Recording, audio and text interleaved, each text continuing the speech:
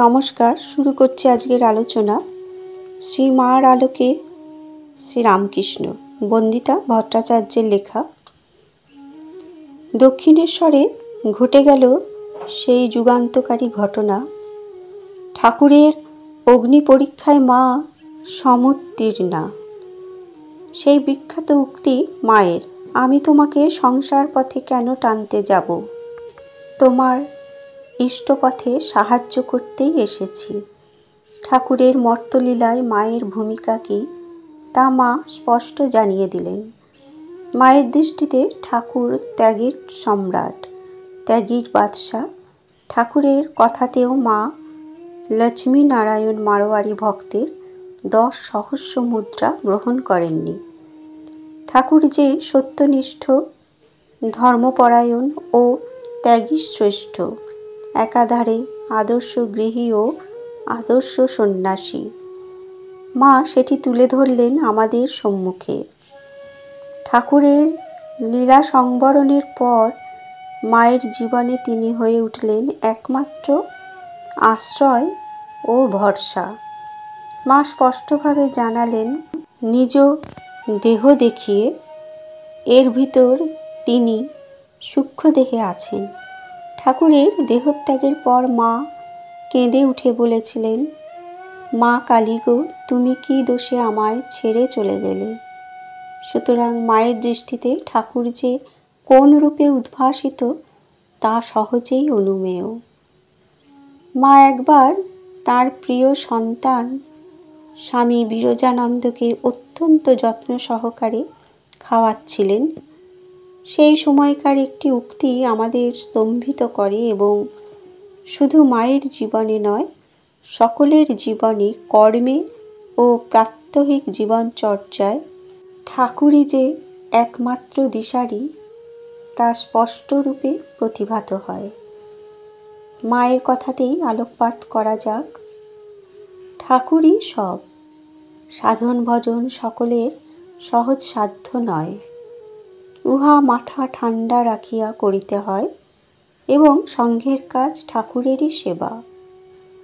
একবার জনৈক ভদ্রলোক ঠাকুর তাঁর স্ত্রী প্রতি অবিচার করেছেন এ ধরনের অভিযোগ করলে মা ব্যথিতা হলেন এবং বললেন, সে কি কথা, ঠাকুর আমার প্রতি অবিচার করবেন কেন?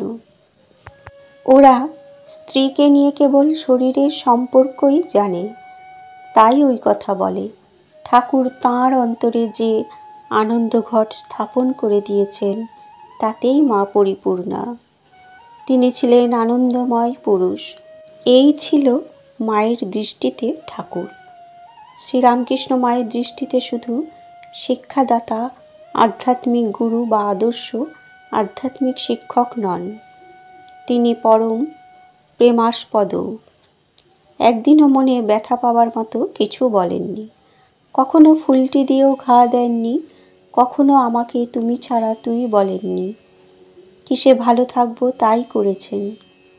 ঠাকুরের প্রতি মায়ের এই হৃদয় উজাড় করা ভালোবাসা ও একাত্মতা রামকৃষ্ণগত প্রাণা মাকে আমাদের কাছে এত প্রিয় করে তুলেছে। শ্রীরামকৃষ্ণের আধ্যাত্মিক শিক্ষা মায়ের জীবনে কিভাবে ফলবতী হয়েছিল, মায়ের একটি উক্তিতে তা পরিস্ফুট। ইষ্টদর্শন সে তো হাতের মুঠোয়। শ্রীরামকৃষ্ণের ভাব, আদর্শ, উপদেশ, শিক্ষা ও জীবন দর্শন যে সংসারী ও সন্ন্যাসীর জীবনে একমাত্র ভরসা ও আশ্রয়স্থল, মায়ের একটি ছোট্ট কথায় তা উদ্ভাসিত। ওরা সব তোমাকে আর তোমার ভাব উপদেশ নিয়ে একত্র থাকবে। সংসার তাপদগ্ধ লোকেরা তাদের কাছে এসে তোমার কথা শুনে শান্তি পাবে। শাস্ত্রে পতিকে পরম গুরু বলা হয়। শ্রী মায়ের জীবনে তা বর্ণে বর্ণে সত্য হয়ে উঠেছিল। শ্রীরামকৃষ্ণের জীবন বীণার তারে তিনি নিজের জীবন বীণার সুর বেঁধেছিলেন। মায়ের দৃষ্টিতে ঠাকুর তাঁর স্বামী, গুরু, ইষ্ট, ইহকাল পরকাল সব। জনৈক ভক্ত সন্তান মাকে প্রশ্ন করেছিলেন, মা, আপনি ঠাকুরকে কোন দৃষ্টিতে দেখেন? মায়ের উত্তর, সন্তানের মতো দেখি। এ এক অদ্ভুত জননীর অদ্ভুত কথা। নিজের স্বামীকে সন্তানের মতো দেখা।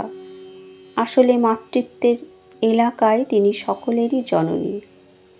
এমনকি শ্রীরামকৃষ্ণ তাঁর সন্তান স্বরূপ। সকলের মধ্যেই তিনি শ্রীরামকৃষ্ণকে দেখতেন, যিনি তাঁর স্বামী ইষ্ট, আবার তাঁরই ভাষায় যিনি তাঁর সন্তানও। মায়ের নিজ মুখের কথা। একটা পিঁপড়ে যাচ্ছে, রাধি তাকে মারবে। দেখলুম কি তা জানো? দেখলুম সেটা পিঁপড়ে তো নয়, ঠাকুর। ঠাকুরের সেই হাত পা চোখ মুখ সব সেই। রাধিকে আটকালুম। সামান্য পিঁপড়ের মধ্যেও মা দেখছেন তাঁর শ্রীরামকৃষ্ণকে।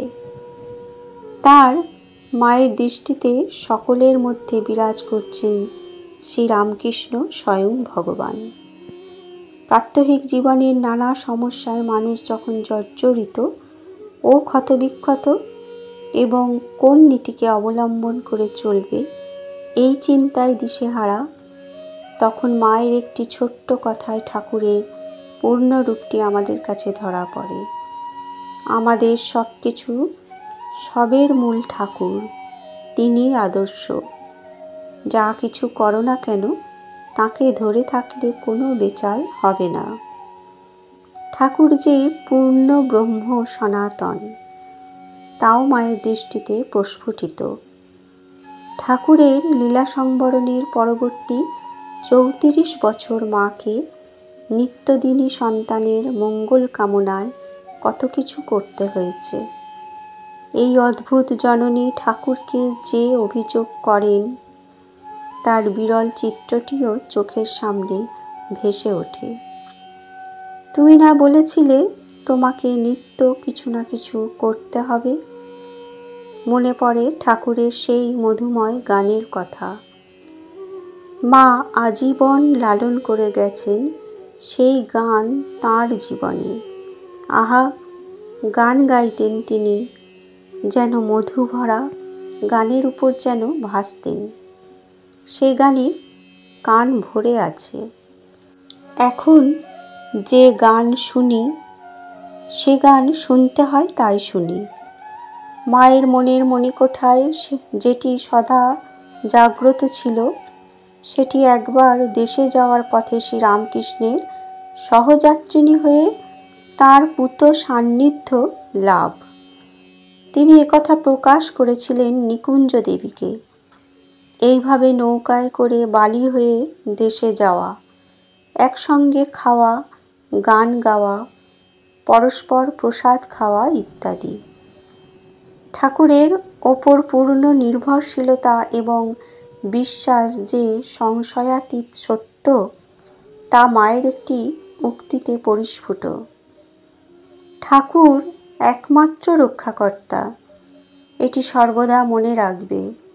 এটি ভুললে সব ভুল। সেই সঙ্গে মা আমাদের আশ্বস্ত করেছেন একটি ছোট্ট কথায়, যে ঠাকুরের শ্রীরামকৃষ্ণের শরণাগত হয় তার ব্রহ্মশাপেও কিছু হয় না।